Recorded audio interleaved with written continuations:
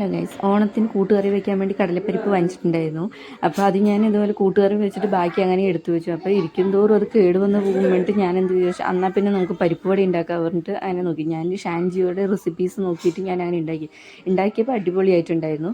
അപ്പോൾ അതവിടെ മാറ്റി വെച്ചപ്പോഴാണ് ഇതാ മോള് സ്കൂൾ വിട്ട് വന്നിട്ടാണ് ഇതാ ഒരു സാധനം കൊണ്ടുവന്നത്. ഇത് ഞാൻ ആദ്യമായിട്ട് കണ്ടത് ഒരു ജെല്ലി പോലത്തെ ഒരു സാധനം. അപ്പോൾ ഇതാണ് സംഭവം. ഞാൻ ഇതുവരെ കണ്ടിട്ടില്ല ഒരു ജെല്ലി. ഇങ്ങനത്തെ ജെല്ലി ഞാൻ കണ്ടിട്ടുമില്ല, കഴിച്ചിട്ടുമില്ല. അപ്പോൾ ഇത് വെറൈറ്റി ആയിട്ടുണ്ട്. അപ്പോൾ കണ്ടപ്പോൾ ഞാൻ നിങ്ങൾക്കും കൂടി കാണിച്ചു തരാൻ വേണ്ടി ഒരു വീഡിയോ എടുത്തതാണ്.